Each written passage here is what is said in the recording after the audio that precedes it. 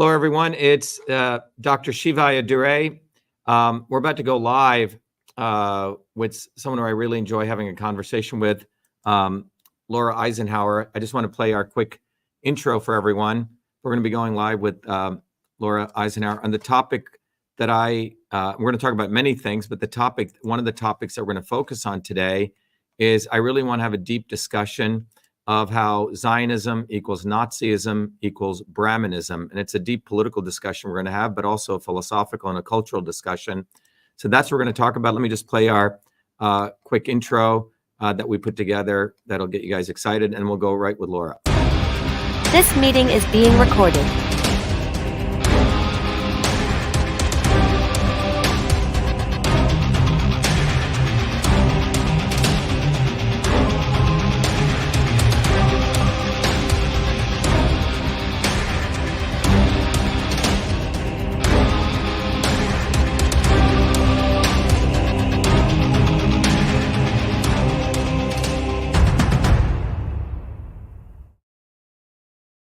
All right, everyone, we're going to have a discussion about Zionism equals Nazism is Brahmanism plus our campaign, a number of things, but this is going to be one of the core themes. Let me bring in Laura. Laura, are you there? How are you? I am. I'm good. Hey, Dr. Shiva. Good to Thanks have so you. much for talking to me today. Yeah. So take it away, Laura. Yes, well, I know everybody knows who you are, inventor of email, scientist, engineer, and candidate for president. And I'm so thrilled. We've talked before a couple times before you actually started to run for president. And when I really realized this, it was like, wow, I've been listening to you and everything just rings so true. It's moved me so deeply. And I'm really blown away. I'm so grateful because I know this movement is beyond the election, that this is something that will stand the test of time no matter what happens. This is a building movement, and this is what it's all about. I have so many things that I've been sharing over the years that are so similar to your message, but this goes so far beyond like everything, just the integration of all the things that you bring in, and all that you're calling out with no holds barred, like no sugarcoating, no false promises. You're just nailing it over and over again with everything you share. I'm so thrilled that you've taken the time to speak with me today.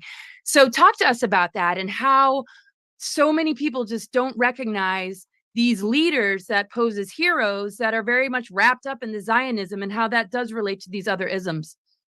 Yeah, I think before we start, Laura, you made some interesting. You made an interesting observation that you've been watching our videos and the emotional sort of landscape you went through. I think that comment may be valuable for people to hear. Maybe you can just repeat that again. I thought that was quite powerful what you shared.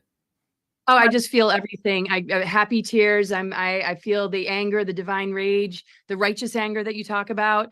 I just feel so moved. I feel so inspired. I feel so grateful. And I just feel that this is where it's at. This is what it's all about, that we need people to be empowered to take a leadership role, to lead by example, to not just sit back and hope somebody outside of them saves us.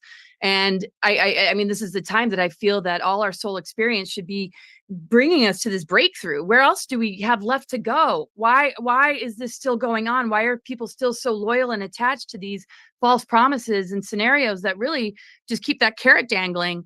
So I've just been moved in every way, been laughing, been crying, just been overwhelmed, just like with, oh my gosh. And I'm like, oh, I can't wait I hope I can talk to him. And I really do think that just being in this family, it's quite the anomaly as far as presidents go. There's no of that what is that word? Nepotism or nepotism. I had no trust funds. I've worked every industry job you can possibly imagine: hard labor, landscaping, cleaning hotel rooms, toilets, washing dishes. I was a single mom, did the food stamp thing. People would never even know that I was connected to a president. It's a very different kind of family. And I just feel a lot of his quotes and a lot of what he stood for, it's absolutely a lot what you share. He said the government should get out of our way and let people have the peace. He wasn't about the government structure. And I think we've been lumped into certain categories because he, maintained a position in office, but did call out the military industrial complex. So deep in my soul, my greater mission is everything that you speak about. And then I learned so much, and I'm so blown away. And I mean, I was blown away talking to you in the conversations we've had in the past. So the minute I found out you were running for president, this surge of just coming back to life, you know, feeling like I just need to crawl away to a cave. I don't know how humanity's going to turn this around. Nobody's listening to me. The censorship is extreme.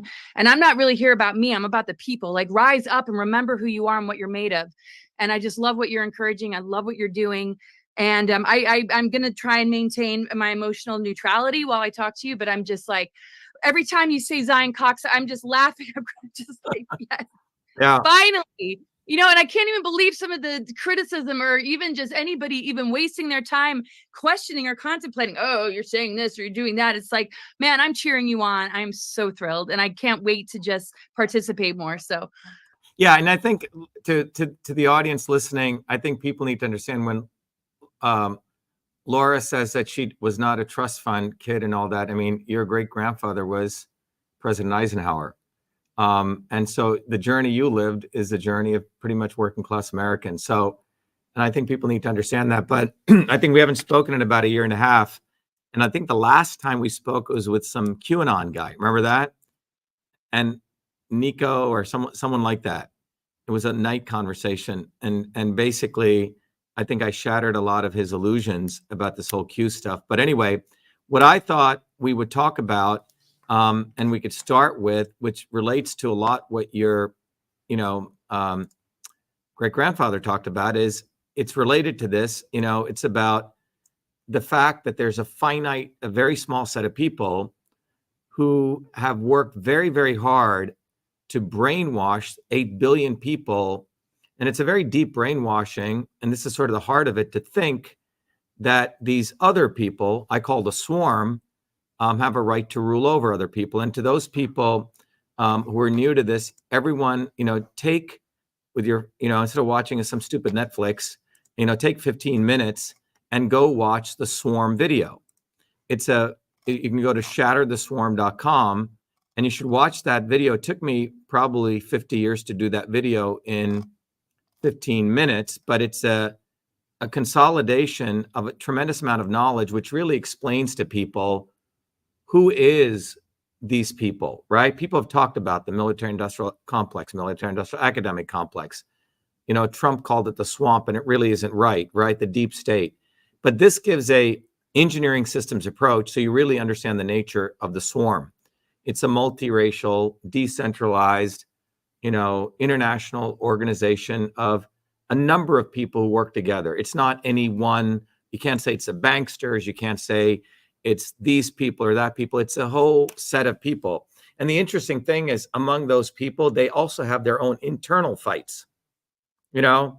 One group may assassinate another, like the Kennedys, right? The Kennedys may go bang some of a mobster's girlfriends, okay? All this kind of stuff. And the swarm wants to get us involved in their soap opera and feel sorry for them. And this is the conundrum. The Kennedys were a reckless group of very, very mafia organized crime family. And they still are. Booby fucking Kennedy is part of that organized crime family. He's not who he says he is. He speaks from 15 sides of his own mouth. And then they have nonprofits they use to mislead people. And, starting in 2020, I was the first guy to start exposing him. And we lost 20% of our followers when people said, oh, you and Booby should work together, right? But I really can't do that. And same with Trump, But it's been, and the reality, it's not that we're attacking everyone. People say, oh, you're attacking everyone. We're only attacking about 12 people who are all promoted and supported by the swarm. But everyone should go watch the Swarm video. Shattertheswarm.com. You'll learn a lot. That video, I think, got probably 50, 100 million views because everyone started promoting it, just like the Zionist cocksucker clip that I did, right? It said, I'm the only presidential candidate. And it may have been, maybe President Eisenhower didn't suck Zionist cock too. But every other candidate sucks Zionist cock. And it's true, because what's happened, and it has to be said in those words. And it may sound, as I said, unpresidential, but it's frankly very presidential to use those words. And this is the reality of where we're at. Now, what I wanted to talk about, Laura, to start off our discussion, is how Zionism is equal to Nazism, is equal to Brahmanism. And let me explain that. These three worlds, Zionism, Nazism, and Brahmanism, these three isms, are all under this concept of a very small set of people are the chosen people, the upper caste, right? The, the Aryan race. It's quite fascinating. Zionism, Nazism, and Indian Brahmanism, 3 different cultures, right? 3 different worlds.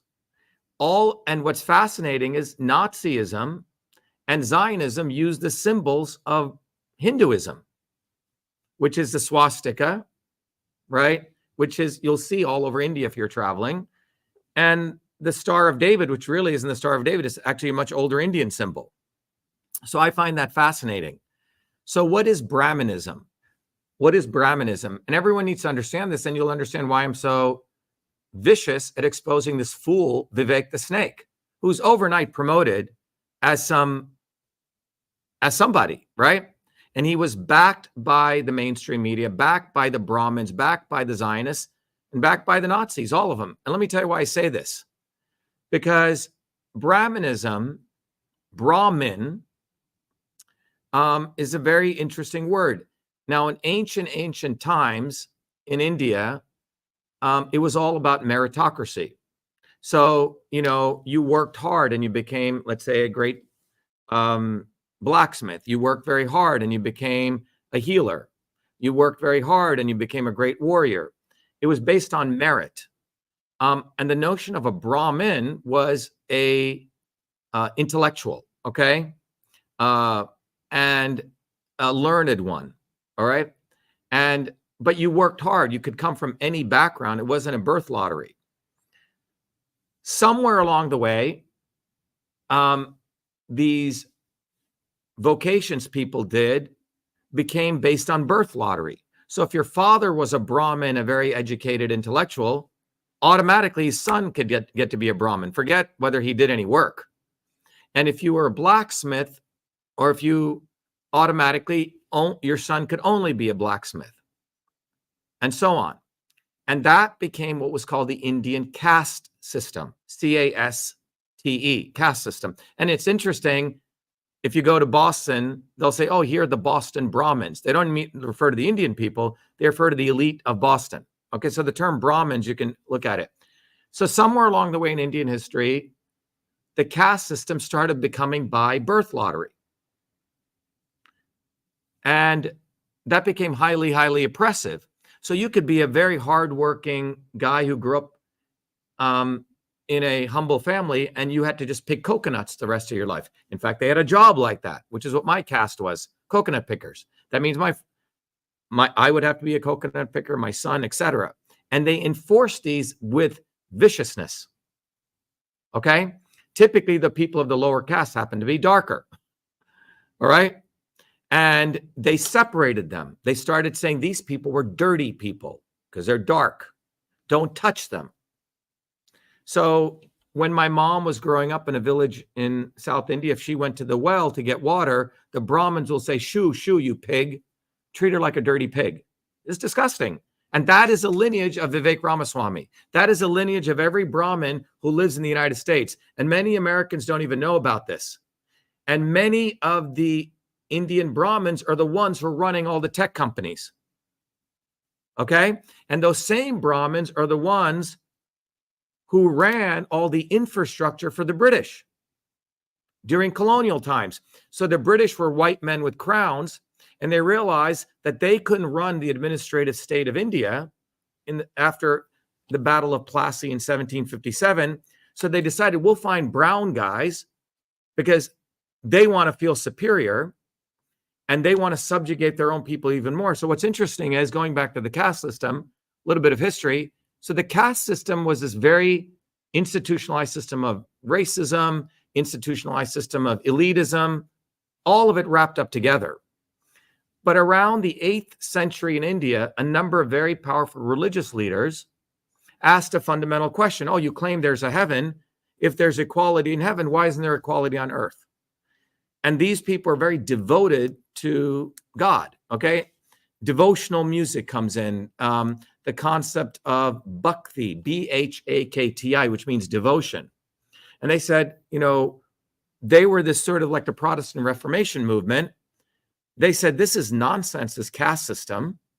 And they, starting in the 8th century, they started leading a movement. By the 15th century, and most Indians don't even know about this because most Indians, frankly, are racist and casteist, okay? And do not like the First Amendment because they got absorbed under British colonialism and brainwashed. And we can do a whole video on that. But the bottom line is, starting in the 8th century, this movement starts occurring to break down the caste system. By the 15th century in India, what occurs is a caste system is starting to embryonically break down. You know, the Brahmins thinking they're the number one people starts to get whittled away. You have artisans and merchants who are considered very low caste. They start being given more respect. You see, there was a starting to break down the caste system. And if you remember, in the 15th century is when Vasco da Gama, you know, the Portuguese come to India, right? Then the Dutch, and then the French, and then the British. So it was a very interesting time, 15th, 16th century, when you have trading starting to take place globally. And these emergent new caste who are breaking down, the entrepreneurs, the merchants of India, were poised to start this renaissance, which should have taken place in India. You know, a very progressive capitalist renaissance, right? The progressive aspects of capitalism, trading, right? Cultural exchange, all this kind of stuff. So when the Europeans first came to India, it was to trade with these emerging revolutionary caste of people because the caste system was breaking down.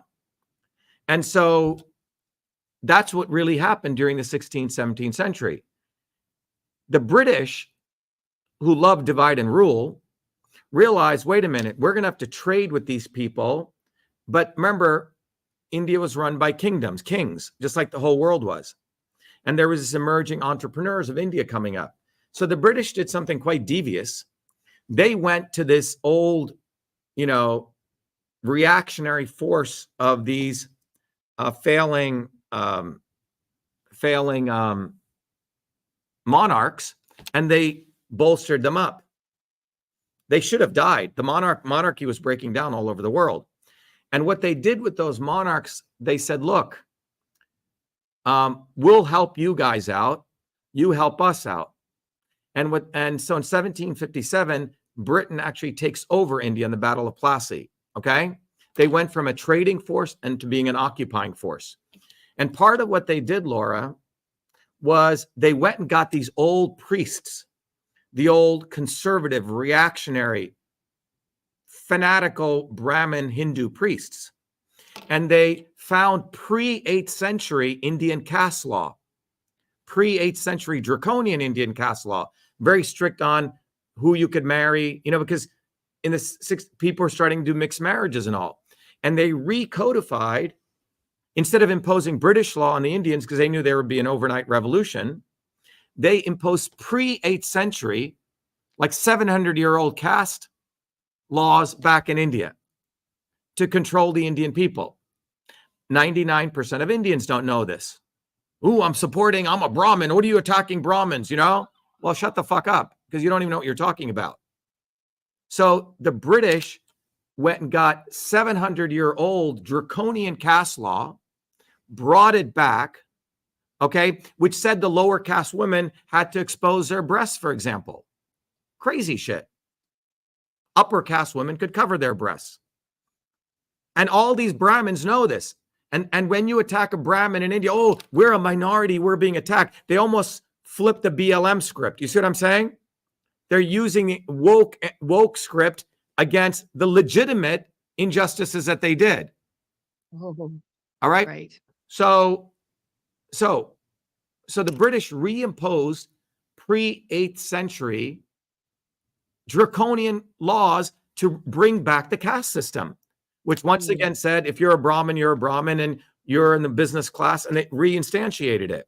And that is the culture that my parents grew up in. So they were supposed to be coconut pickers all their lives. Now, my parents were quite extraordinary. My mother was a fierce fighter. She broke from that. Same with my father. He didn't see his first book until he was 10 years old. He grew up in war-torn Burma. So to everyone listening out there, that's who I come from. And that's why I have a serious hatred for fucking Booby Kennedy, Trump, and all these people, because they've never suffered. They've never struggled. They are from the upper caste. And to think they are going to liberate us is insanity. The only person who's going to liberate us is one of us, from us. And that's who I am. And that's why the level of still prejudice, not only against me, against all of us that they're doing. And we'll talk about what they did to one of our working class kids who went to try to get ballot access for me. All right. And the abuse that they still do to us, white, black, brown, of all races, because we are the lower caste in their eyes. So Brahmanism basically said the small strata of people are better than everyone else. And so when a Brahmin kid is born, you're the best, you're the best. The parents will brainwash him. And those darkies over there are like pigs. They train them that. All right. And everyone needs to understand this. Vivek Ramaswamy's parents were trained like that, and his parents and his parents. And I challenge him to come on this video and deny that. All right. But that is a way. So Brahmanism is this concept of a few set of people are intellectually, spiritually superior to the rest of us pigs, peasants, deplorables. That's what Nazism is. Nazism takes the Indian swastika. Interesting. Okay. So Brahmanism took a little bit of Hinduism, wrapped it up into this political ideology. Brahmanism is a political ideology, has nothing to do with the great spiritual concepts of Hinduism. Nothing. Okay. So don't conflate Brahmanism with Hinduism. The Nazis took certain elements of all sorts of Aryan ideas, a little bit of Christianity, and they created their own political ideology that the Aryan race was better than everyone else. Okay, same idea, sprinkling a little bit of emotional nationalism, right? National German Socialist Workers' Party, which included everyone, nationalist German socialist workers, but under this ethos that a small set of people are better than others. And then you go to Zionism, created by the atheist Theodor Herzl, who gets an eschatological view of Christianity from a guy called Martin, I think Heckel, forget his last name, who just made up this shit. Like, Armageddon's going to come, and then when the Jews return to Israel, they're the chosen, all this shit. And these two forces meet, and they create a political ideology called Zionism, which is at the core of it is these set of people are better than everyone else. And so it is no wonder if you really read and you study, just do a little bit of history analysis, and it's been a well-written about topic, that even in Germany, when there were massive workers' movements coming, bottoms-up movements, the Zionists collaborated with the Nazis. The Zionists were this fringe group.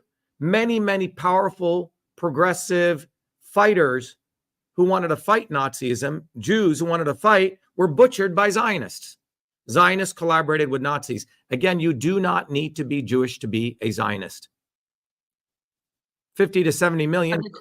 That's not the true Jude, like you say. That's not Judaism. That's not the. I mean, that was targeting the people in order to justify. I mean, with people not knowing that both are collaborating, it seems one is using that victimization to be justified for its. So Zionism needed anti-Semitism. Zionism needed anti-Semitism, and the Nazis wanted anti-Semitism. So if you turn the clock back a little bit, again, do a little bit of history, you'll find out in the 20s and 30s, people were expecting a workers' movement, a bottoms-up workers' movement in Germany. And many, many Jewish working class people were leaders of those movements. The Jewish bourgeoisie, the bourgeois, were collaborating with the Nazis, were Zionists. Okay? In fact, the Nazis use Zionists to be the police force against the Jews. And you can go study about this in the Warsaw Ghetto riots. The Zionists collaborated with the Nazis to disarm the Jews who were fighting the Nazis. So all Wasn't you it- Jewish, all you Jewish people out there, get your head out of your ass, because Zionists butchered Jews. And it's extremely well known that Zionism and Nazism saw themselves as brethren together. So Zionism was a fringe group. They needed anti-Semitism to win people over to them. You say? That was their customer base. Anti-Semitism they needed. So did the Nazis. So this is what took place. So if you look at it, Nazism, the Aryan concept, Zionists, right? This concept of Jewish Zionist supremacy, Brahmanism, these light-skinned Indians are better than everyone else. It's the same fucking thing. Same thing. So you look at who runs in the Republican presidential race. Zionist numero uno, Donald fucking Trump. His whole administration was Zionist because he sucks Zionist cock. He brings in Jared Kushner, one of the biggest Zionists of our time. And the facts show, the establishment did this big deception. Oh my God, Trump was a Russia. And then it was found out it wasn't. But the reality was they did that on purpose to hide the real people who put Trump in power, which was Israel and Netanyahu. All those, the redacted, if you go beyond the redacted stuff, and this was done by a wonderful investigative reporter 8 months ago, which got very little coverage. It was Netanyahu who met with Roger Stone and struck a deal with Trump because he was feeling that the existing administration, you see, Netanyahu and Israel run America. So if one wing of the swarm is not going to give them what they want, which is what Obama was not doing, they wanted to promote another wing of the swarm, which was Trump. So the deal was struck that Trump would make sure that, Jerusalem would become the capital, and he would fuck up the Iran deal, which he did. And this is all well known in the FBI investigation, which Mueller himself concealed. So the point is, Trump is an agent of Israel. That's how he got into office. All of these people are agents of Israel. So Zionists, again, you don't have to be Jewish to be Zionist. They're looking around which puppet will serve Zionism well. So they have AIPAC. They have AIPAC, which funds all the congressional leaders. And they basically look at who will suck Zionist cock the best. Trump will. Well, do you feel that, I mean, it's the playbook of making him look victimized and targeted? Oh, it's all theater. Come on. That it builds the force of support, because it's like, oh, well, he must be on our side because they're silencing him, they're censoring him, but that's part of the play in order to make him undermined to rile up the people. Yeah, I mean, Laura, think about what we're talking about.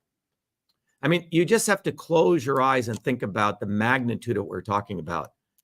You're talking about the United States imperial, like Rome, okay, with its hundreds of nuclear weapons or thousands, with its it's aircraft carriers, right?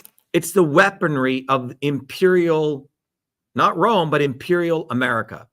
Now, do you fucking think they're going to let anyone run that country? Come on.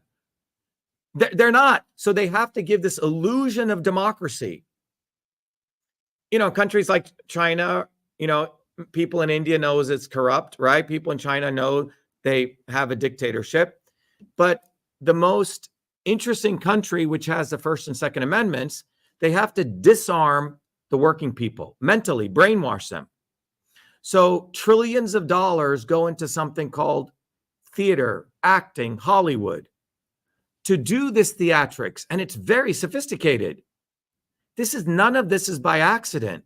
Do you think this imperial government, a multi-trillion dollar economy, that you're going to put a leader who's going to have access to all of that unless he's going to do whatever the fuck he wants? Are you crazy? No way. So now they have to create this deception. And think about this one individual I've talked about, Ari Emanuel. A-R-I Emanuel. Again, Zionist background. He's the one who runs Endeavor, the biggest agency in Hollywood. He owns WWE. He just recently bought it, right? The fake wrestling. He owns UFC. He was Trump's agent. He's Joe Rogan's agent. You go down the list. He owns every Hollywood. So one person owns political theater, physical wrestling theater, boxing theater, and he also owns political Hollywood, all of Hollywood. If you remember when October 7th took place, all the A-list actors signed the petition, to go bomb the shit out of butcher Palestinians. The C and D list actors didn't do that, okay? Because they're not going to get work anymore. So we have to understand this is pure theater. So they are looking for their best actors. Remember, Trump wanted to be in acting. You look at Vivek the Snake talk, you want to slap the shit out of him. He's just pure con man. Okay? So Tulsi Gabbard, she uses the words of Eisenhower, I'm against the military industrial complex. Are you fucking serious? You were the one who wanted to go bomb Iraq right away. And she is, by the way, a lieutenant colonel of the psychological operations unit in the National Guard. And when October 7th took place, yes, let's go butcher all the Palestinians. Same with Booby fucking Kennedy. All of these people fall in line to Zionism, Nazism, Brahmanism, because they are from that swarm. But in order to keep this going, they must do wonderful acting and theater to make you think they're like fighting for you. Trump ain't no victim, guys. He ain't no victim. He's not a victim. He's not a victim. And so what they do is they make it, they're throwing Trump off the ballot here. Red versus, we're going to throw Biden off the ballot. They try to make this red and blue dialectic, when the real dialectic is, if you try to run for office in the United States, if working people try to run for office, they have 4 levels of way they keep you out of their election system. Number 1, they don't give you visibility. They shut you down.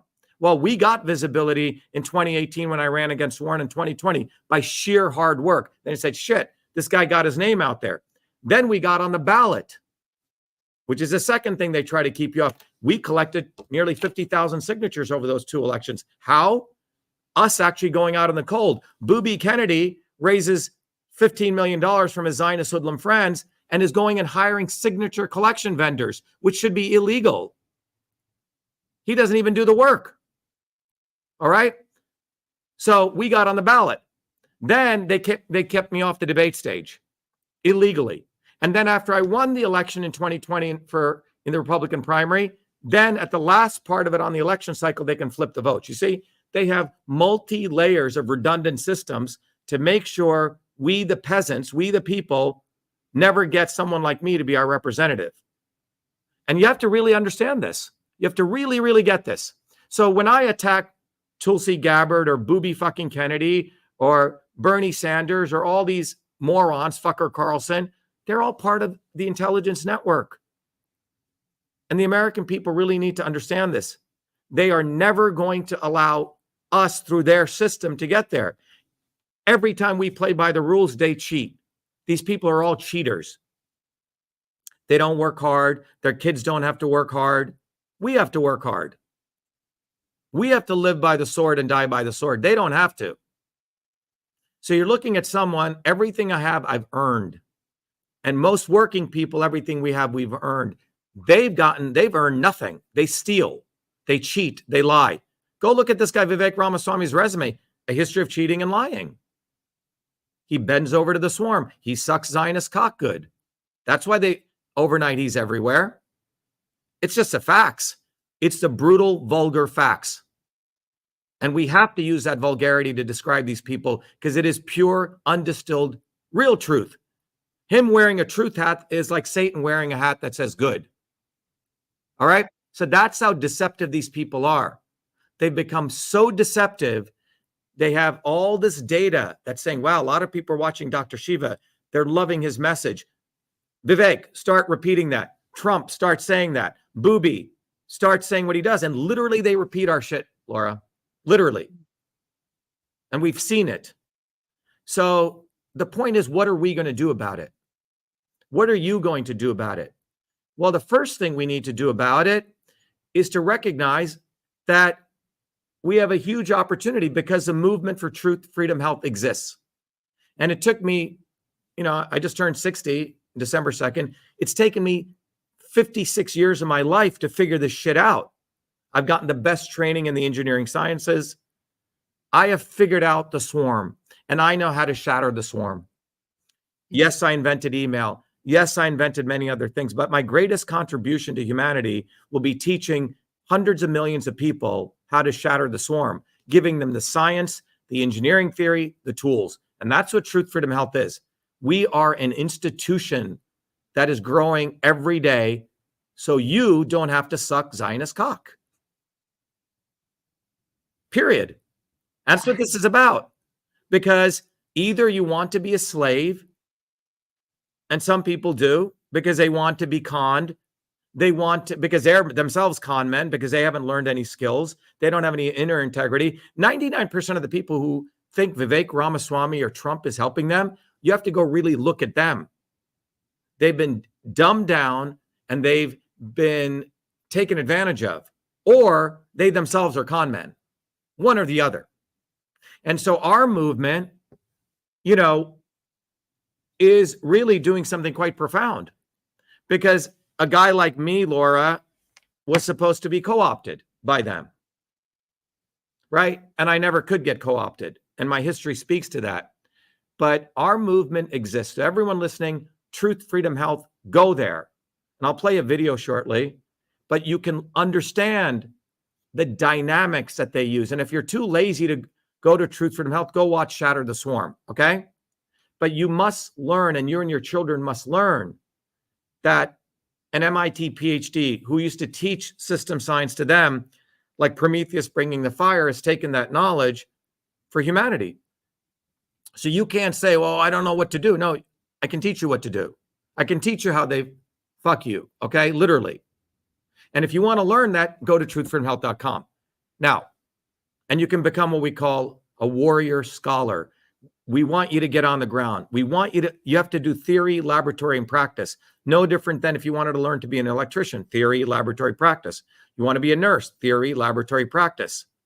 If you want to be a deliverer of solutions for Truth, Freedom, Health, you have to learn theory, laboratory, practice. So I've created that, okay? For 8 billion people, not for the 100,000 that manipulate everyone. I could have gone down that route, but I didn't. Mm-hmm. Then we're running for president of the United States. So globally, the message is shatter the swarm.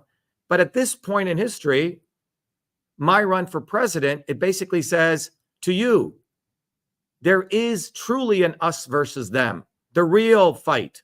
It's not red versus blue. It's not Trump fighting against Nikki Haley. It's not Bernie Sanders against Hillary. These are all fake fights to keep you enthralled and fly trapped to them. The real fight is working people of the world versus them. And this is a fight they do not want us to focus on. So they give us all these distractions, Laura, all the time. Oh my God, Trump is being attacked. No, he isn't. He's playing fucking golf all day. Okay? He's banging whoever the hell he wants. Okay? And then he goes to the Christian evangelists and says, oh, I'm a nice guy. Really? Come on. Grab your pussy was his saying, but that's okay. Right? And so the Christian Zionists have been brainwashed directly, frankly, from Israel. If you go study it, all the evangelical ministers who control the 70 million Christian evangelicals actually do report up to Netanyahu in Israel. And this is quite well known.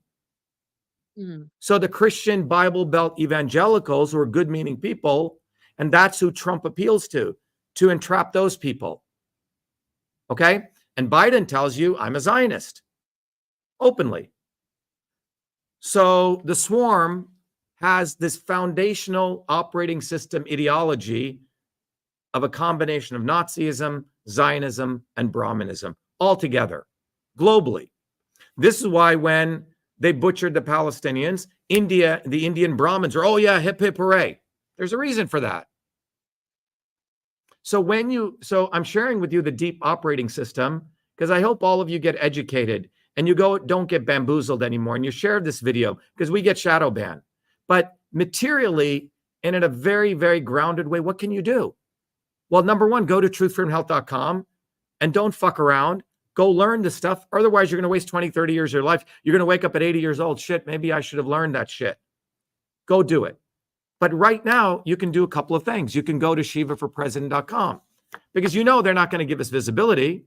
Well, how can you help us get visibility? Go get one of these bumper stickers, okay? By the way, it's like $5, all right?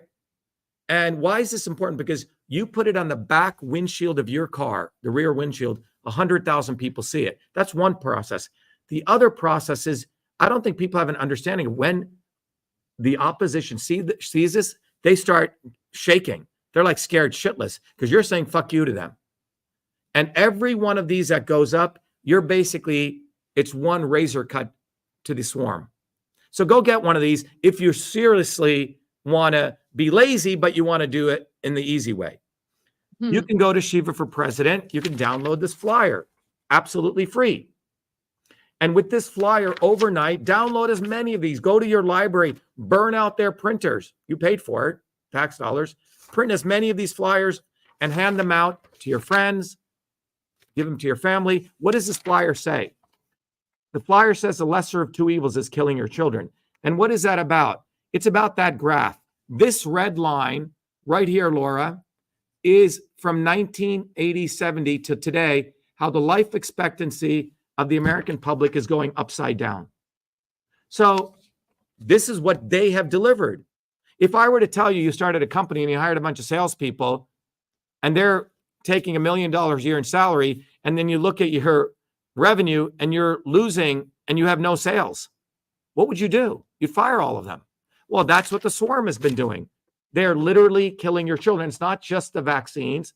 It's a systemic issue of many, many, many things they've been doing over the years. Left, right, Republican, Democrat, Trump, Biden, Carter, Reagan, right? Obama, Clinton, all of them. The celebrities, the intellectuals, they've literally done, everything they've done is to reduce the lifespan of your child. So if you're going to live to, let's say, according to this now, the average life expectancy is 76. Okay?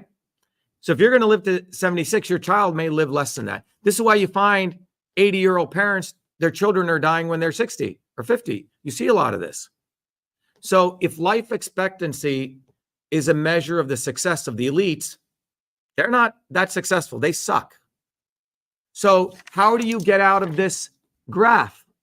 Is it by electing booby fucking Kennedy, who is for full vaccination? Is it for Trump, who promoted Operation Warp Speed? Is it for, no, you're just going to be in this habit trail. We must make excuses though for those moments that they might say something. Oh, they didn't mandate it. They approve of choice, or Kennedy was advocating for not taking the jab. I mean, but like you say, these are just words, right? And then you see some of these political leaders of the past all taking pictures together. You see the Clintons with the Bushes, with Obama, all smiling together, like they're all buddies. When in the political arena, they look like they were opposing each other. And again, people are making excuses for Trump, saying he's not one of them for this or that reason. And there was a time that you did support him. What really hit you, and what really helped? Look, yeah, so, you know, I had never been in electoral politics. I've always been a ground activist. Okay. So early on, when I saw Trump hitting the Republicans too, I said, okay, I'll give him a shot. But very quickly, I started seeing his contradictions, Laura. For example, he brings his son-in-law in. Okay. He brings his daughter in. I was like, what the fuck is this? She's an idiot. And what the fuck is he doing there? Because you know, if anyone goes to look at the history of Jared Kushner's father hired a prostitute to blackmail his own brother-in-law. Okay? And Jared Kushner got into Harvard by all material reality by his father paying $2.5 million through legacy admissions. All right? So that first bothered me. And then the key linchpin for me was right before January 6, 2020. I noticed there was this guy, Ali Alexander, who was running Stop the Steal. And that guy's a total scumbag, and he was very close with Trump. Trump started using all of my election integrity analysis to just raise money. He raised $500 million.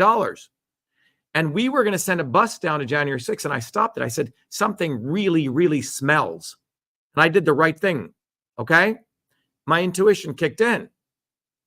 And what you saw was that entire thing was a honeypot, right? Used to find these patriots to sucker in. Trump said, I'll march with you. He goes the other way. I mean, it's right there in front of you. He brings in John Bolton. Everyone around him is a Zionist hoodlum. I mean, I can keep going on. He printed $8 trillion. Obama took 2 terms to print $8 trillion. It's right in front of us. He's pardoning people. He never pardoned the people that got locked away for their participation. Well, he never pardoned any significant people. He pardoned gangsters and pardoned Jared Kushner's father. So you see, the abuser tells you, I'm abusing you. I'm doing all this to you, but it all sounds good. So if a culture doesn't look at the actions of people, is so enamored by the facade, you're going to be fucked. You are literally saying, I want to be conned. Doesn't matter what they say. What did they do? Specifically when a crisis is underway. Go look at 2020, what I did. We ran the Fire Fauci campaign, March of 2020. I created the protocol of vitamin D3, quercetin, and zinc, gave it away, saved hundreds of millions of people's lives. Marla Maples, Trump's ex-wife, took it to him and said, fire Fauci, read Dr. Shiva's letter, which he did. They did shit. So what did you do in March of 2020? Robert Booby fucking Kennedy was quiet. Rand Paul was quiet. They waited and waited. Delayed truth is deadly. Then they write books and shit stealing my material. You see, what did you do when the house was burning down? 5 years later, coming like Fire Marshal Bob, oh yeah, I'm here. Bullshit, shut the fuck up. Did you do the right thing at the right time? And so we must judge. These are leaders. They're supposed to be the alpha wolves leading us, right? Not the omega wolf later coming and saying, I'm the alpha wolf, right? So you must, if you're going to select leaders, what did they do at the right time? What did I do in 2020? I exposed the entire backdoor portal to Twitter, single-handedly in a lawsuit. What did I do with election systems? Expose the fundamentals day and night. I did the analysis while running my other companies and running for office. These people did shit. Come on, guys. I did the work. I put the sweat and blood in. So are you going to take as your heroes scumbags? Are you going to take as your heroes charlatans and con men and those people who have never really worked a day in their life and fly fucking Falcons all day and bang 30 women while they're married? Booby fucking Kennedy. Toilet bowl. What's that? On a golden toilet bowl. Yeah, and piss in a golden toilet bowl and bang prostitutes while your wife is in the other room. So if that's who you want as leaders, then you will be fucked. And you're saying, I want to be abused. And if that's what you want, that is the America you're going to create. And you fucking deserve it then. But if you want true America that this country is built on, you're looking at someone who's a true American. Actually a real American. And I used to be able to throw a baseball at 85 miles an hour. Okay? Wasn't just a nerd. So my point is, do you want a true American? Are you real Americans? None of these people are real Americans. They hate America. Fucker Carlson hates this country. Because if he cared, he would not have concealed our lawsuit in 2020. Donald Trump hates this country. All of these people hate this country. Make America great again? Are you fucking serious? You don't want to make America great again. You want to make Israel great again because you're a puppet of fucking Israel. So people have to get this. Everything I'm saying goes purely down to facts. And it's time that you have to decide, do you want to bullshit yourself? Because that's what the question is, Laura. Does the individual want to bullshit themselves? Because if you are, you're basically telling your children, I hate you. I'm going to bullshit you. But if you want to be real, go watch this video over and over again. Go watch Shatter the Swarm. And go download this flyer, because in this flyer, you can start educating your citizens. This is what's going on in our country, guys. And this is Shatter the Swarm. And here's Dr. Shiva. He's one of us. And come to our open house that we do every Thursdays and Fridays. You should come to them, Laura. You may have come to them. Every Thursdays and Fridays, we do an open house. And people come, you get to meet other people so you don't get lonely. And at our open house, we cover 6 topics. We rotate them: healthcare, environment. And when you come to our open house, we educate you, 11 a.m. and 8 p.m. It's a long day. I don't get paid anything for that. We don't ask for money. When I was giving away our course, no one wanted. We say, okay, fine, give us $100 a year. That's for Truth, Freedom, Health. And if and for children, give it away to millions of children, free. So I don't know what more we can do but that. But we have created the infrastructure, the community, the education, the entire thing for humanity. So it doesn't matter whether you're a guru or a professor, adult or child, mother or father. The infrastructure is in place and it's never existed before. So you can raise your awareness. And that's what we've done. So those of you who want to get involved, because when you get involved in our campaign, you're going to experience the brutality of the state. You're going to not be some guy tweeting away, sharing pictures of people getting murdered in PLO, getting views. That's nothing real. When you have to go in front of a store to try to collect 5,000 signatures to get me on the ballot, you will see the brutality of the state. How Walmart sends out their manners. Oh, you can't collect signatures. We have every right to collect signatures during an election cycle. 1980 Prune Yard ruling, multiple case rulings. And then they call the cops out. And that happened recently with... Yes, here's a American citizen, a working class American citizen who wakes up at 6 a.m, works until, 5 p.m. as an electrician, not some scumbag who's living off the government dole, actual working class, 28-year-old. He loves our campaign. He's our leader in Kentucky. He goes in front of a Walmart on his Sunday, which he could have a lot of people collect government checks and smoke weed all day. That's not what Nicholas did. He went out alone with his clipboard, starts collecting signatures, gets 7 signatures. The Walmart, by the way, who owns the Walmarts? The Waltons, multi-billion-dollar company who exploited the pandemic, made hundreds of millions of dollars in the pandemic, selling Chinese crap all day. Okay? Not American-made stuff, Chinese-made crap. Okay. Working class people, because of their wages, go to Walmart and buy their stuff. Nicholas is a working class person going to meet his neighbors. Waves, people sign. The Walmart manager comes out, you have to leave. Nicholas says, no, I have a right to be here. Okay? Because court rulings, people fought for this. Then they call the police. What did the police do? Nicholas tries to educate the police because purposefully the elites do not educate the police on this law, that during an election cycle, you have the right to be and collect signatures. The police come. The police arrest him, handcuff him, throw him in the back of a cop car, treat him like a criminal, then take him to the police station, strip search him, cavity search him. And if you're an American, all these fucking people, Joe Rogan, Fucker Carlson, they will not do a story on this because they support that. They actually support that. So what did I do? Immediately, we got some of our volunteers on. We did an emergency live.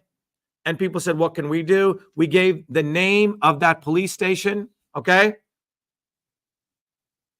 People called in. Many of you called in. The police got a little bit nervous. They let him out in the middle of the night. He had $90 in his wallet. They stole his money. He goes, opens the wallet. There's no money. They don't even give him money to walk back an hour and a half in the dark back to his car. They would not do this to Jared Kushner. They would not do this to Booby Kennedy, but they do this to one of my volunteers because we, in their minds, are the lower caste. And this is an attack against all of us because they do not want the son and daughters of working class people who truly come bottoms up to have our representatives. That's what this is about. This is bourgeois democracy we have in the United States. It's democracy for the bullshitters and the swarm. And I told everyone that when I decided to run for president, just like when I ran for Senate, we would expose more and more of their inequities. And that's what we're going to do.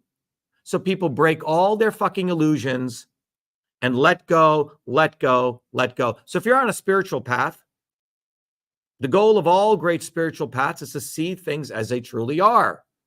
So if you're holding on to fucking Trump, you're holding on to the devil. If you're holding on to Biden, you're holding on to the devil. These people all are one, and they don't give a fuck about you. They think you're dumb. They really do. And they think that they're so smart because they've learned how to survive by cheating. The fact that you don't cheat, they think you're an idiot. How else would Vivek Ramaswamy, a fucking piece of shit bullshitter, be elevated? He made his money by pure cheating. He found a failed drug that failed 4 clinical trials. He had his mother redo the clinical testing, bogus testing, took the company public. The stock crashes 99%. He takes billions of dollars off in value. Nothing happens to him. So wake the fuck up. Wake the fuck up. That's my bottom line. That should probably be our slogan. Wake the fuck up. But people are waking up. If you go read the comments here, people are like, how come Dr. Shiva is not involved? Fucker Carlson. Joe Rogan, you fucker. You follow Dr. Shiva. Why don't you put him on? They're never going to put us on, guys. Because if I were to go on Joe Rogan's show, he will lose 95% of his audience overnight. Because they'll say, you fucked us, Joe. You didn't put this intelligent, hardworking person on. You fucker. And if I was on Fucker Carlson's show, we would expose him for what he is, an agent of the intelligence agencies of this country. That's who they are. He just had Kevin Spacey on doing a Christmas special. Whatever. He's a piece of shit. His father, go look at his father. His father, Fucker Carlson's father, is the one who created the disinformation unit of the U.S. government. Come on, everyone should go do research. It's out there, guys. He does. How are we going to What? How are we going to reverse all this? There's only one way. There's only one way, Laura. indoctrination? There's only one way. It's our movement. I hate Right. to say this, no arrogance. The movement for truth, freedom, and health is the only force on the planet that can reverse this. You're creating leaders. You're not. We're it's not. no, we're giving people the foundational knowledge of how to shatter the swarm. It's like we've created okay, if you wanted to learn, how to make this microphone, how would you do that? You have to become an acoustical engineer. You can't just bullshit your way. Some grifter cannot make this microphone. Okay? No way.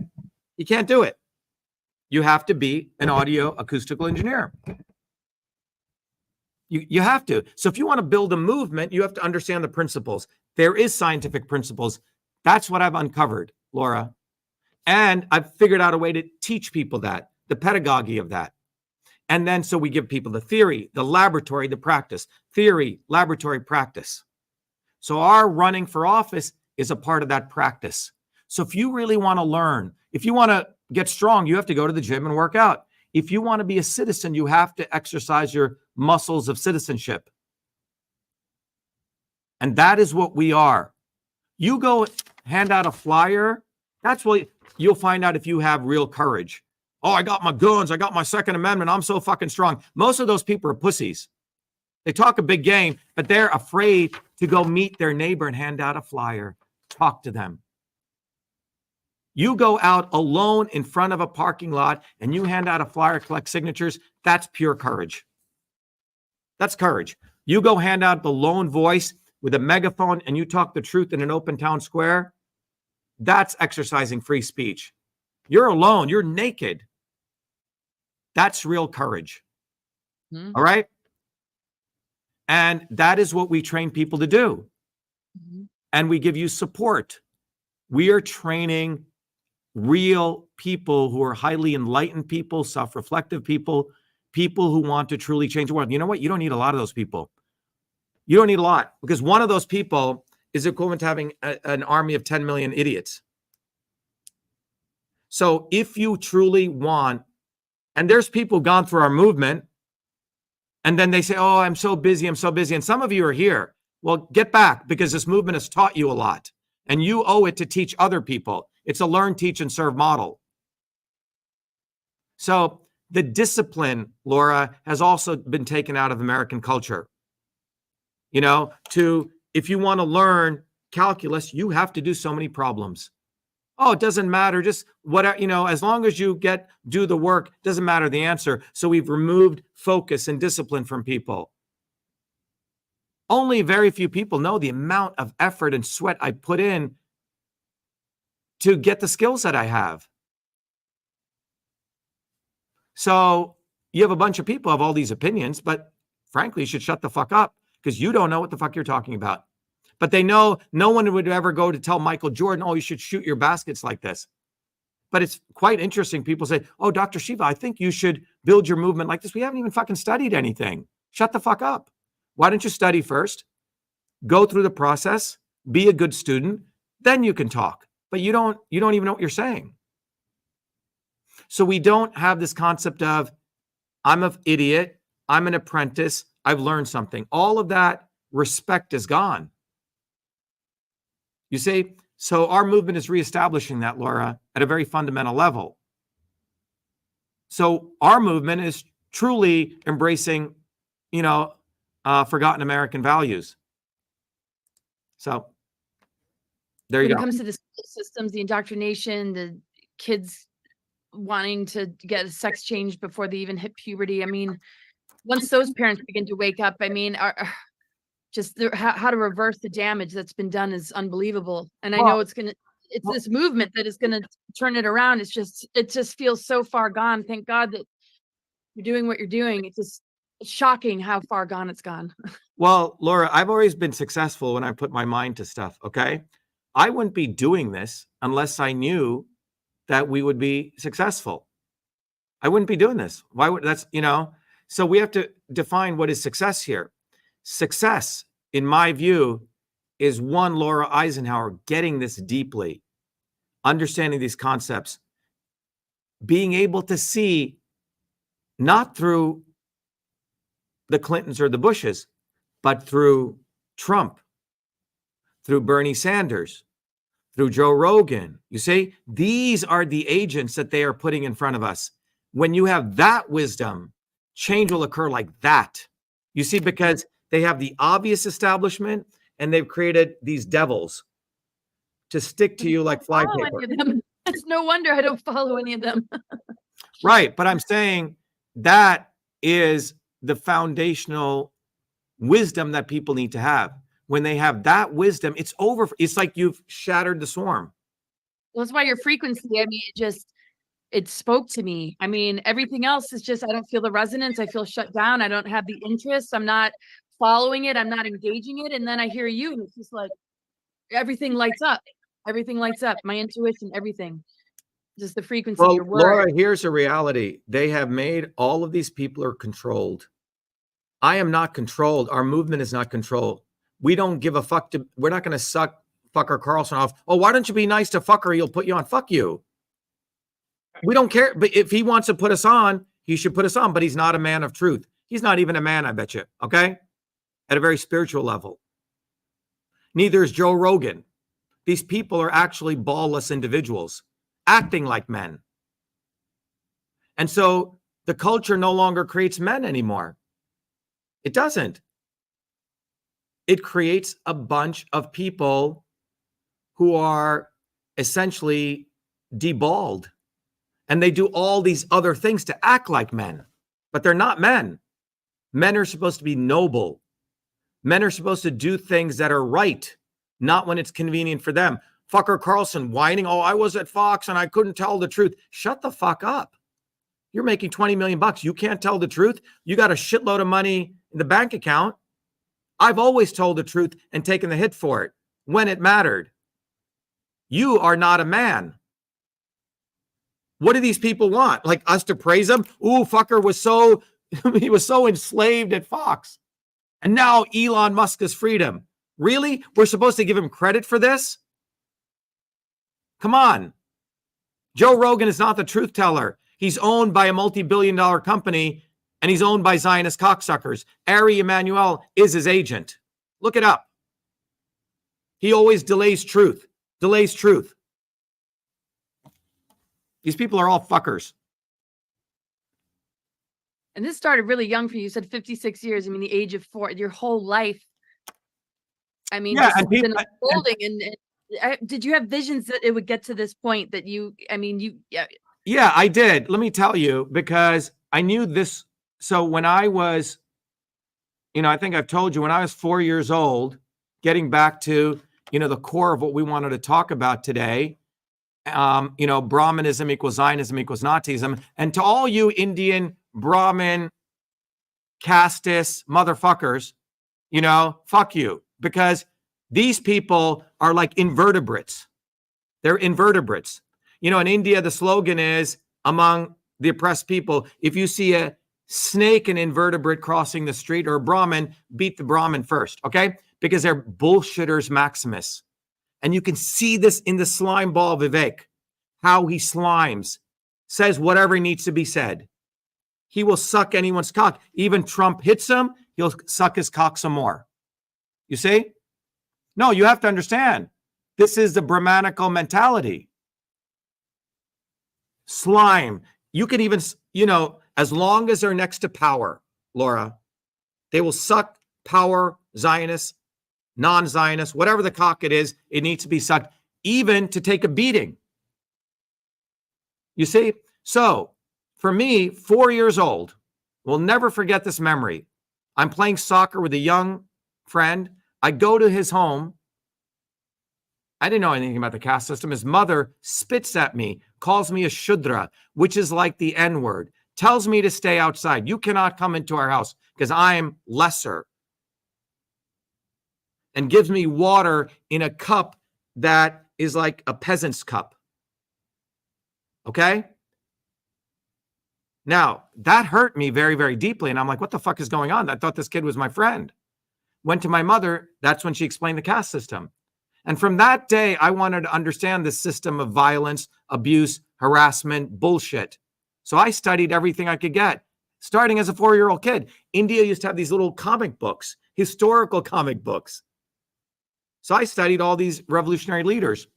And when I came to the United States, when I was 1970, I studied very, very hard, but my real mission statement didn't come when I went back to India in 1975 or 76, 5 years later, because I went back to India, to that village where my parents grew up, because my mom's mother was passing away.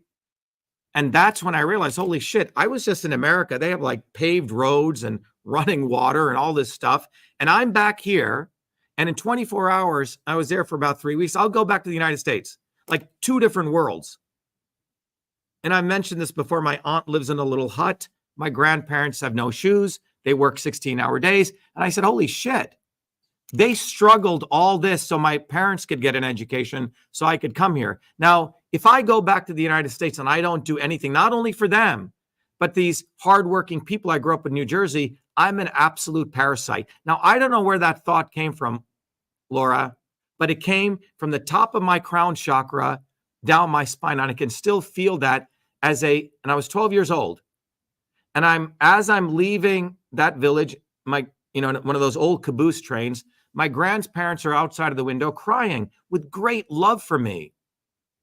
And that's when I realized this deep love that they have for me must be translated and formed to something where I restore justice, not only to them, but to those people in New Jersey. And that really began my journey. So I have a deep, deep, deep righteous, and you must hate Satan. You must hate evil. Don't tell me, oh, show the other cheek. I don't think fucking Christ ever said that, first of all. Okay? A lot of this shit is made up. All this shit is made up. The Christians do not want to talk about Christ took a whip and beat the shit out of those people in the temple multiple times. So, I have a very different approach to this. So when people say, oh, why don't you use better words? Well, look, if you want me to do better words, come to my MIT lectures or come here and you will get the most charming words. I'll be the most charming person. But when it comes to Zionist cocksuckers, that's the word we should use. And if you're not willing to use those words, you've lost something of your spirit. You really have. So all those people say, well, I'm a good Christian, I can't use those words. Well, shut the fuck up, okay? Because I'm sure when Christ chased those people out of the temple, he didn't say, please move along. He probably said, get the fuck out. All right? So please teach your kids how to curse appropriately, but don't talk to me this puritanical idea of how I should control my speech, because my speech is not manufactured. It was not taught at Yale and Harvard. It was taught on the streets of New Jersey. And this is how working people speak, period. Yeah. Oh my goodness. Wow. So what do you say though when people say, oh, she was not eligible to be president? Like, I mean, this is beyond just the election for you. I mean, what do you say to people like that? Well, Because I get that feedback when I to- talk about you. They're like, ha ha, he's not eligible. It's like, yeah, you should say you're a fucking idiot. That's what you should say. I'm about to. Yeah, Yeah, you should say you're a fucking idiot. Oh, I don't hold back. No, I think you should say you're a fucking idiot. Step one, the FEC in 2011, stated very clearly that a naturalized citizen can run for office, except get matching donations. Number one, anyone for that matter can run for president. It's called the First Amendment right. But the FEC, the highest body on the planet, the subject matter expert, has already stated that. Number two, Article 2, Section 1, Clause 5 of the Constitution, 1787, the articles give the requirements of who can run for president. Natural born, 35, and you have to be here so much residence, okay? Did they define natural born? No. The Marquis de Lafayette, who was born in France, was deemed by the Maryland legislature to be natural born and all of his heirs. So they never defined natural born. Now, that was the articles in 1787. The problem is you should tell this fucking idiots, do you know something called the amendments? Because the Article 2, Section 1 says only he can be president. Well, how does that change? Oh, there was a 19th Amendment. Oh, yeah, women got the Equal Protection Clause of the 14th Amendment gets applied to women. All right? So this thing is an evolving thing. Women can be president. Why? Go apply the Article 2, Section 1. Women can't, according to you, because it says he, because the founders never contemplated a woman. But 19th Amendment changed that. And by the way, 100 years ago, there's something called the 14th Amendment, which clearly states you cannot have two classes of citizenry. You cannot distinguish between a naturalized citizen and a natural born citizen. I'm not a fucking lower caste human being in the United States. And if you think I am, fuck you. Because I am asserting my right. And if you have a problem with that, then you're not an American. Go read the 14th Amendment. So people need to get their head out of their ass. And Arnold Schwarzenegger is a fucking dope, and he should go get some good lawyers. So I got the number one constitutional lawyer. We filed a declaratory relief lawsuit against Merrick Garland, just like Brown versus Board of Education. They better tell every one of the secretaries of state. And we'll take this all the way to the Supreme Court. Not only do I have the right to run, but I have every right to be president. Period. So go learn the Constitution. Stop watching porn. Stop, watching all those video games. Get your head out of your ass and do some fucking work like I have done before you talk nonsense. That's my answer, Laura. I love it. Oh my gosh. Brilliant. So you have a video to show us. Well, you know what? I'm going to play a video.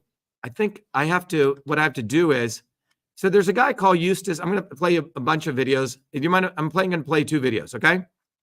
Huh? I think I have to have the right to share screen. Can I share screen? I think I can.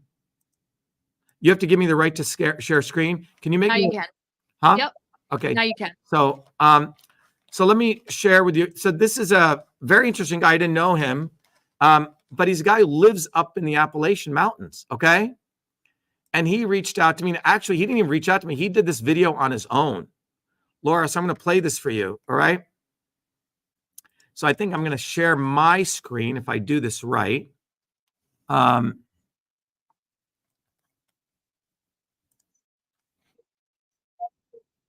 Yeah. To share a tab. To share audio, share a tab instead. I think I am doing that. Okay, so you should see my screen now. Do you see that? Oh, hold on. Can I share? Okay. Do you see my screen or no? Oh. Oh, let me see if I have to do this. I think I'm gonna have to do it like this. Let's see if I can do that. Okay. This may work. All right. Okay, can you see that? Yeah. All right. So let me just play this video for you. I just want to make sure I can. 1 second, everyone. I just want to make sure for Laura we can share sound. Okay.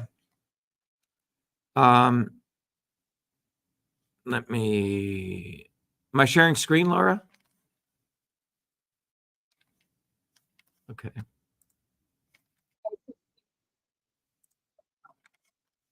Oh, I don't think you can. I don't think you're share. I don't think I'm sharing screen. Hold on. Recording in progress.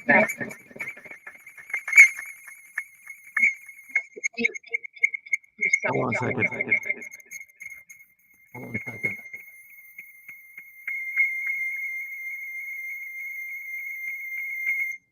Hold on. I got to go right back into Laura's meeting. Sorry about that, guys. We're trying to do multiple things here. Let me come back into Laura's meeting. Sorry about that. So I want to share a video with Laura, which will help her. We may not be able to do it like this. I may have to do it 2 ways. 1 second, everyone. Sorry about that. Here we go.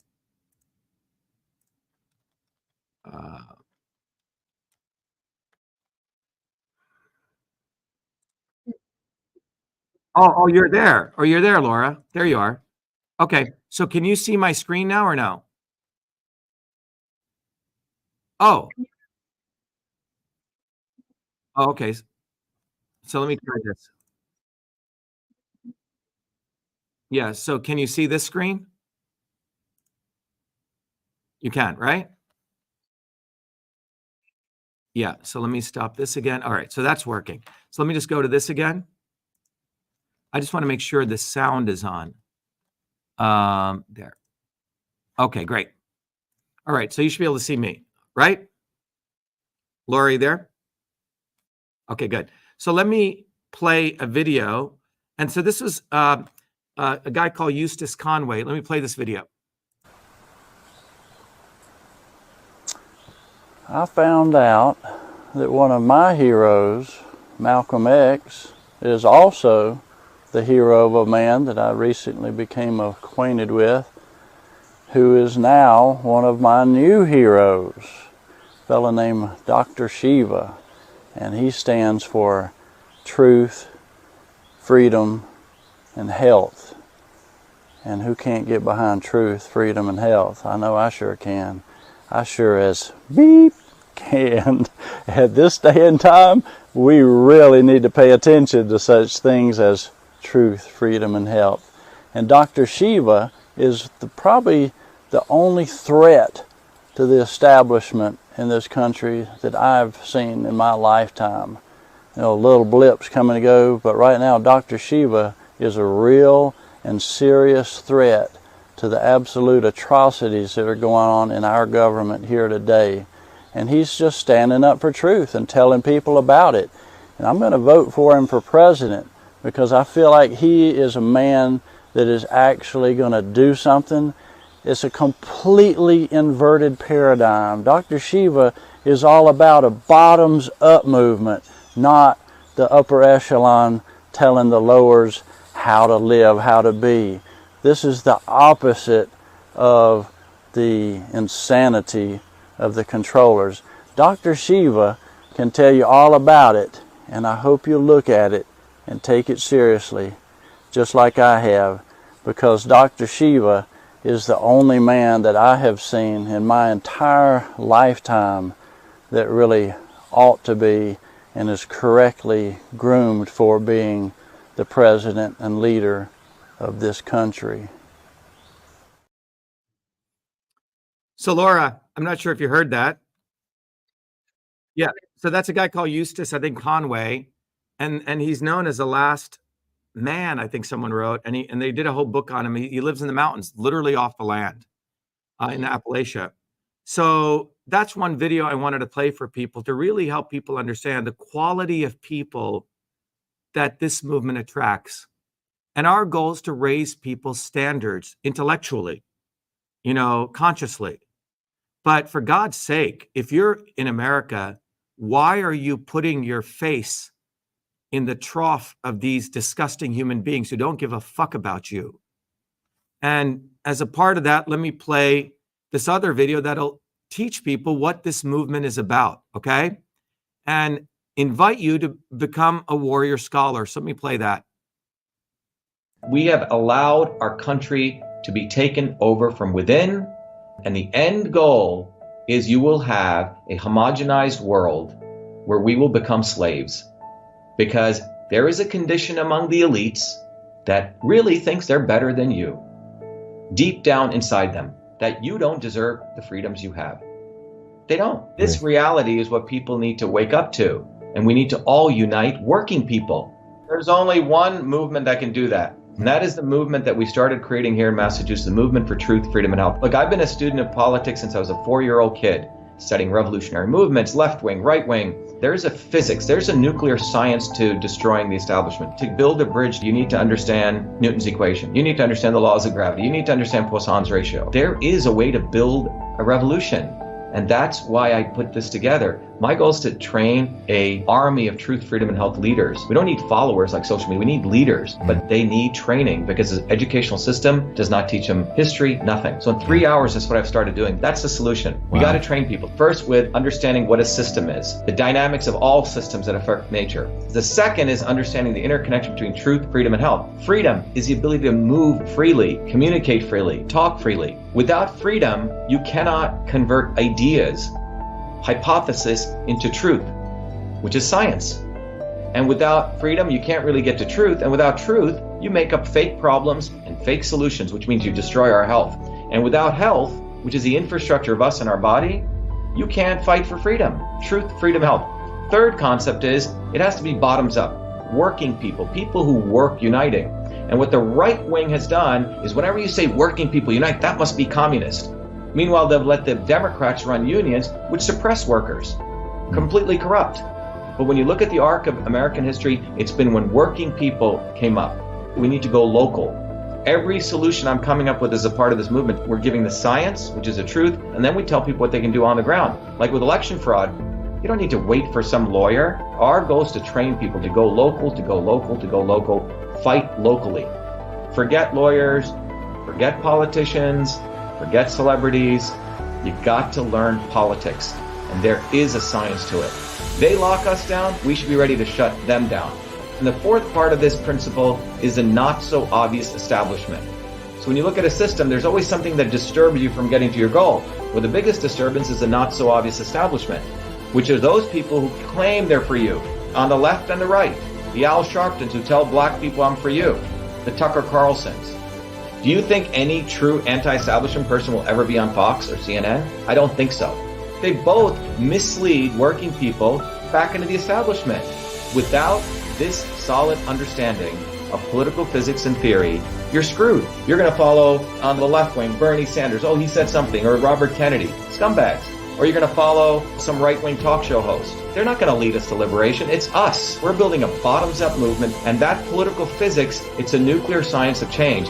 Bottoms up. We have to organize to understand that there is people who talk a good game and then look at what they actually do, left and right. I'm sorry, Sean Hannity may say some good things, but I don't see the urgency in his voice to get something done, and it can only come when you weaponize yourself with the right knowledge. You need to be able to identify a rat. You know, Christ didn't go after the Romans, right? It was the Pharisees and the Sadducees who screwed him up. His own quote-unquote people. And that's where we're at. So these four concepts I've built into a curriculum where people can go to truthfreedomhealth.com, and it's an educational program. We need to train people in political theory. You need to have physics, and I've created that curriculum. People need to get educated. We need to get educated fast. And within a half an hour, I can teach people. 2 years of MIT control systems, I teach people those concepts. Then I apply it, anyone can understand it. And then you say, oh, I got to build a bottoms-up movement. They have to get politically astute, and then they have to go locally and act, not sit there on social media. They have to act locally, defy locally, do civil obedience locally, but with knowledge on how to build a movement. Now, the Senate campaign's expanded to the Movement for Truth, Freedom, and Health, and they can find it on truthfreedomhealth.com, so people can sign in, they can get access to a bunch of videos. If they want to take a course and become a Truth, Freedom, Health leader, I offer a full scholarship there, but we want people to make a commitment that they'll study, that they'll get certified, that they'll go do activities on the ground. So go to truthfreedomhealth.com.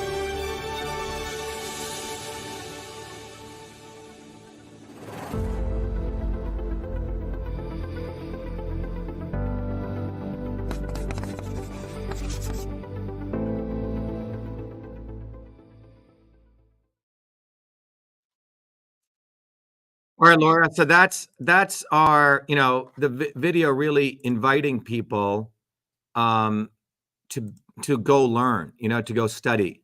Let me stop this here so you don't have so you can see that, right? Mm-hmm.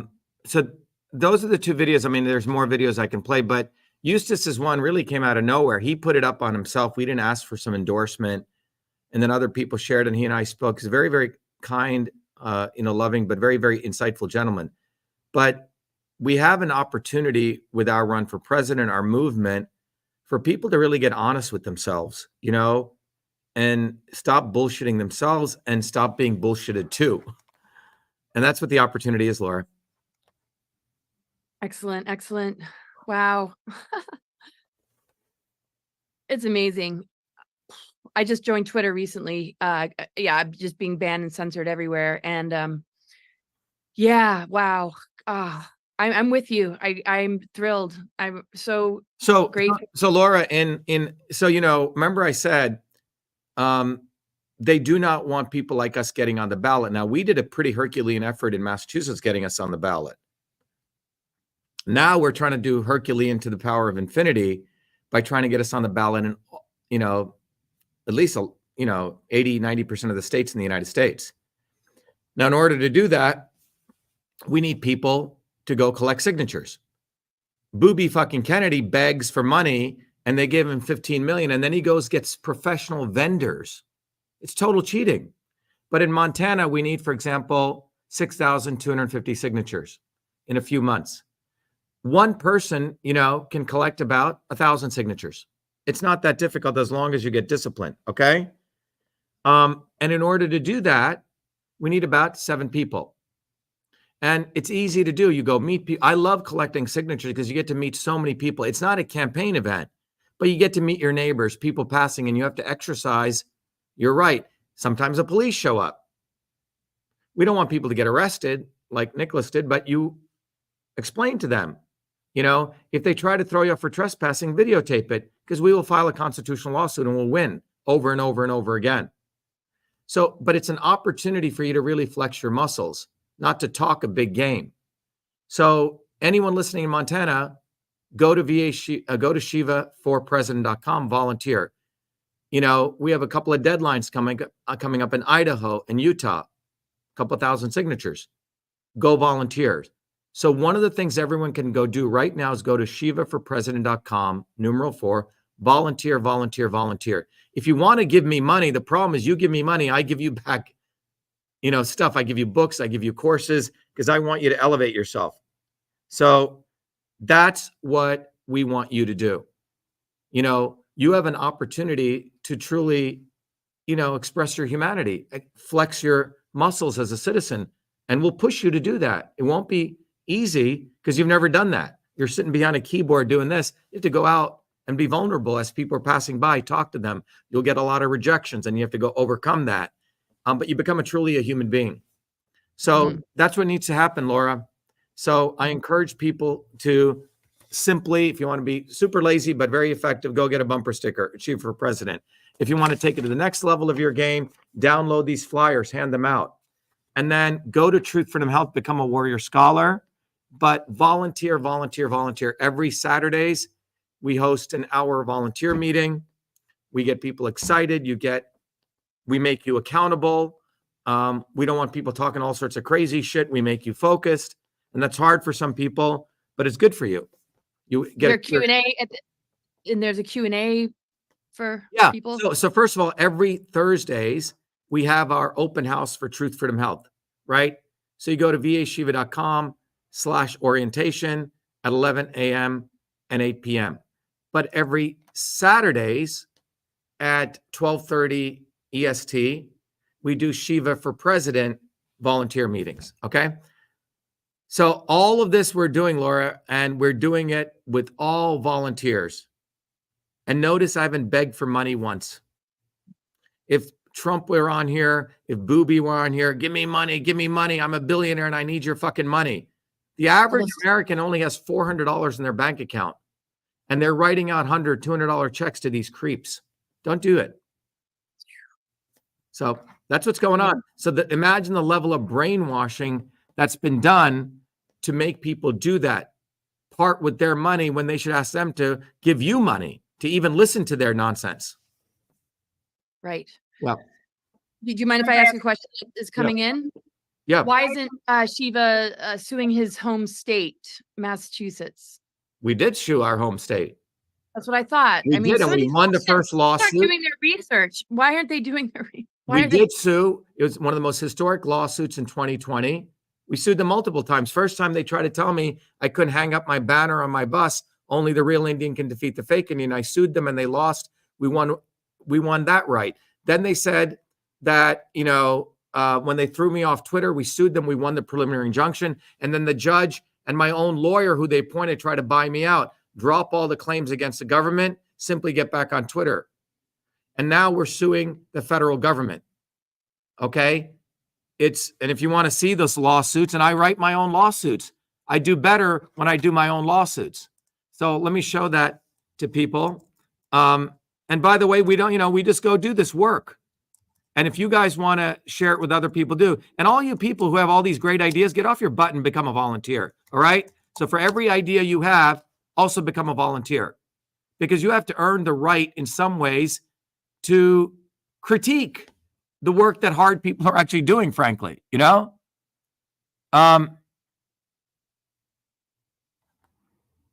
let's see. Where is this? Here we go. So let me show you this.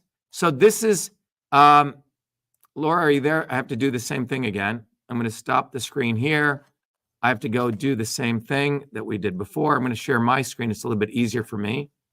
Okay. I'm going to share the screen here of my Chrome tab. Okay. So you can see that. All right. So to everyone watching, I'm going to share. This is the one lawsuit we filed. It's called a declaratory relief lawsuit, clearly stating that I have every right to be president. So this I filed. It's my own lawsuit on June 21st. It's against Merrick Garland and Gary Thompson. So this is a lawsuit clearly stating that the government will be behaving unconstitutionally if they attempt to stop us in any way. So that's this lawsuit. The other lawsuit that I most recently filed, let me go back to this. If you type in Ideologies versus U.S. government, let me actually bring it up here. I'll bring it up for you guys. And this is a lawsuit that we filed. It's a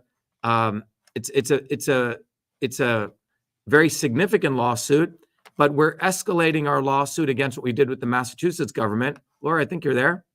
Did we lose you? Yeah. And I'll bring this up. And this is a lawsuit that we're doing right here not right here, but in the federal district court in DC. I think I have it here. All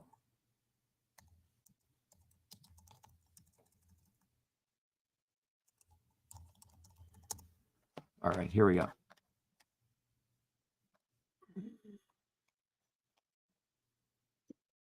Yeah, go ahead. Let me just. Yeah, let me just share so people can hear you, Laura, while I'm finding this. Yeah, go ahead, Laura. No matter what happens with this election, this is a movement. It's not going anywhere. It's only going to grow. I mean, regardless of what happens, it's more exposure, right? And regardless, I mean, this is a movement that will hopefully gobble up and spit out the swarm, and people will just like cut the cords with this parasitic inverted thing and turn their attention over here, which on its own can rise above this system, right? Yeah, I mean, look, here's the bottom line.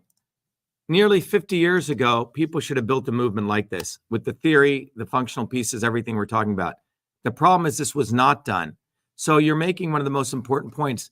This is fundamentally a movement.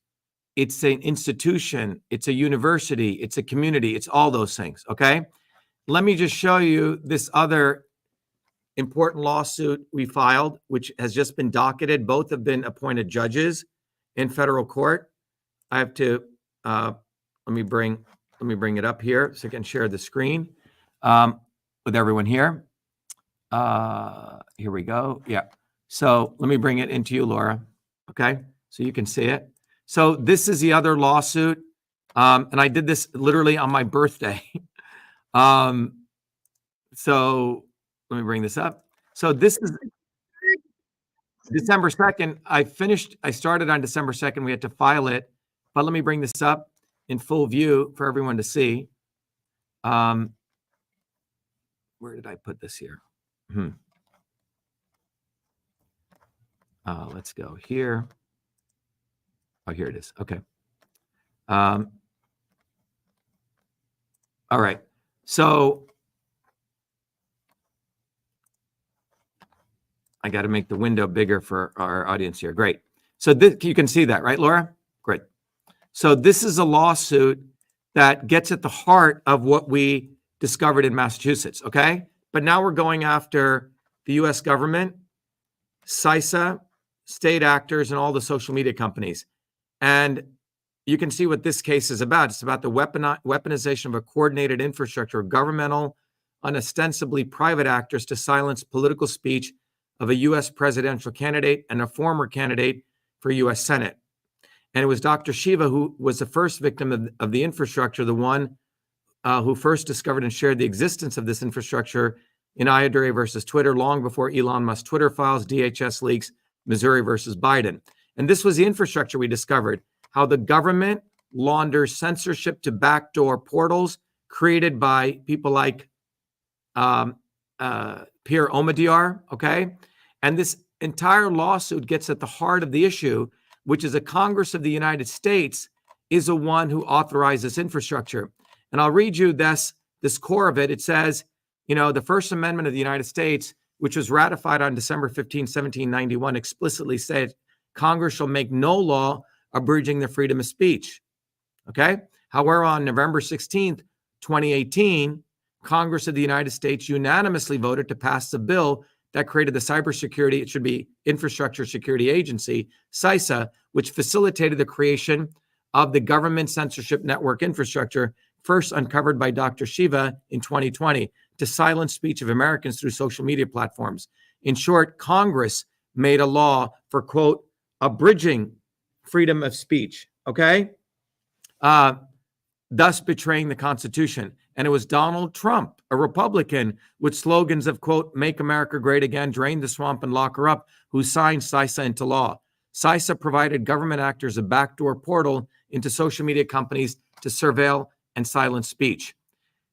One of the critical things, it was the Atlantic Council, along with foreign agents, UK, Israel, etc., with close relationships to intelligence agencies who do not believe in the First Amendment, funded and or coerced directly and indirectly members of U.S. Congress to pass CISA unanimously, so as to allow surveillance and censoring of Americans. It cannot be forgotten that these parties, the Atlantic Council members, worked closely at the Belfer School at the Harvard Kennedy School of Government to author playbooks uncovered by Dr.SHIVA in Ideologies versus Twitter that provided step-by-step methods to surveil and censor Americans by developing backdoor portals into social media companies. All right. And it was us, you know, IU uncovered this. No big lawyers. We did it. All right. And this lawsuit fundamentally ends by saying a little bit of research reveals that the members of Congress are owned by big tech and Silicon Valley companies. Silicon Valley needs Section 230 to maintain their high valuations on Wall Street. Big tech funds Republicans and ensures they are ineffective in fighting big tech dominance. The truth is the Congress of the United States is owned by foreign actors and big tech. This is why CISA was passed unanimously. These external forces control the Congress of the United States. Congress is unable to represent the interests of we the people. This is why it becomes penultimate that the courts act to make accountable government actors, federal officials who violate the U.S. Constitution. Since 1983, the courts have been kicking the proverbial quote unquote can down the street by not applying Bivens actions and rather stating Congress should pass legislation to make federal officials accountable to the violations of the Constitution. However, Congress is now the fox watching the henhouse. Social media platforms represent the new public square, as important as the Boston Common at the time of the First Amendment was composed. The new public square must be protected. This case provides the courts the opportunity to exercise their separation of powers and make Congress and government actors accountable for violating the Constitution. So anyway, this entire lawsuit, Laura, I did myself, okay? Period. So, you there, Laura? So I just want to let people know we do the work here, okay? We're not like Booby fucking Kennedy talking a big game and then he's going and banging women and flying falcons and he can't even do his own lawsuits. The guy's a dope, okay? A big fucking dope. So if you want dopes, keep voting those people. If you want someone real, I'm here. It's up to you. Yep. I'm just so glad there's nothing holding you back from saying what needs to be said. You're calling it out and people are having a hard time. I mean, I hear you do this as well. Just comparing it to like a breakup, people, they don't want to see the red flags. They built this dependency bond. They're so just making excuses. They just don't want to see it. And they're looking at every way to just undermine you because they just don't want to let go. And it's like, and it's amazing to me that the power of the human spirit, which I believe so strongly in, and just the deeper soul isn't intervening in that person's consciousness to think about future generations. Like, where is, like you say, where are your balls? Where's your sensibility? Seeing what's at stake. It's just mind blowing. Yeah. And the reality is, Laura, what we're sharing comes bottoms up from the soul of the working people of the world, for example. And that's who I represent. So they're not going to cover us. Democracy Now! Won't cover us. The liberals won't cover us. The right wing won't cover us. The only people who cover us is you, meaning the working people and true alternative media. So, and we don't care. That's why we go to direct to alternative media, people who frankly don't give a fuck about them and who are not controlled. That's the only way we're going to win. And the thing is that the spiritual component, just the cosmic and natural laws, just the foundation that's being built is sustainable with nature, with just our evolution on a soul level, not on an indoctrinated, inverted level of being more and more enslaved and more ripped away from that and tricked out of it. I mean, that's what's so incredible. Talk about the spiritual. I know we probably need to close soon. I could talk to you forever. I hope we can. Look. People in Montana, some news stations that would love to talk to you. I'd love to set that up eventually. And but the spiritual component, this is so beyond. I mean, this is a way of life. This isn't just a belief. This isn't looking outside of the self anymore on every level. Well, Laura, these three words, truth, freedom, and health, these words, when translated engineering systems theory, it's transport, conversion, storage. When translated in the ancient systems of Indian yogic science, it's Vath, Pith, Kapha. These are three fundamental forces. So, sounds like a nice slogan, but these are fundamental forces that operate the universe, right? And they've appeared all throughout human existence. And that is what we're trying to reconnect people to, the fundamental forces of nature, the phenomenon of nature, movement of information, matter, and energy, the conversion processes of information, matter, and energy that, ancient yogis and rishis call the Pitta force. And then fundamentally the force of structure, right? And these three forces exist everywhere. So we are saying that the universe cannot exist. You cannot exist. A great society cannot exist without truth, freedom, health. Period. Right? So, and you need all three. And so this is a deeply, deeply innate, you can call it spiritual, you can call it material, but it's all of it at a fundamental level. And The integration. It's yeah, the integration. the The embodiment of the. right, it's the embodiment of all this, but the goal, the ultimate from a spiritual or a philosophical, whatever you want to call it, is that do you want to remove rose-colored glasses and see the world as it truly is? Or do you want to see illusion? Do you want to be deluded? So if there is a devil and Satan, it's the delusion. It's the illusion that you choose to continue to do. And the final, to me, the removal of the veil is when you realize the only way out is you. You're raising your consciousness. And then the other piece is you collectively doing it with others. But ultimately, you have to want to heal. You have to want to fight, and you have to want to think. Think, fight, and heal. Truth, freedom, health. If you don't want to think, if you don't want to fight, if you don't want to heal, if you don't want truth, freedom, and health, you need to have all three. You can't just be talking about truth, wearing a truth fucking hat like this doofus. But meanwhile, he has nothing to do with truth. They saw truth, freedom, and health. Everyone tries to now talk about truth. Well, you have to expose the truth at the right time. You have to walk the truth, not just talk about truth. Even revealing truth is not sufficient. You have to reveal the whole truth at the right time. And so that's where we're at. We're at a point in human history where as much darkness as people think there's there, a movement like ours exists to bring you to the highest levels of enlightenment and consciousness. So both are existing at the same time. So it comes down to what the individual wants. It's really up to choice. So you have incredible, incredible choice because our movement exists. If our movement didn't exist, you'd be fucked. But because our movement exists, you actually have choice. So you can't say, well, I didn't know, And those of you who are here watching this, you're very lucky, okay? That Laura, decided to host this afternoon for you. So you're actually very, very lucky. Go to Truth, Freedom, Health, join this movement, watch Laura's programming, watch what we do, and get off your butt and fucking do something. And we're going to give you something to do. Hand out a flyer. Go put a bumper sticker, okay? Help collect signatures. There you go. Come to the open house if you just want to observe. But you have multiple things you can actually do. So now do something. There you go, Laura. That's right. I'll see you on Thursday, and we're gonna be working here in Montana to get signatures and we need on that TV show. We need 6,250 signatures in Montana, in Utah and Idaho. We need 1,000 each. So anyone in Idaho right now, you can text me. I'll give you my personal text number because we want some more people there. There it is, 617-631-6874. What presidential candidate gives you their cell number, okay?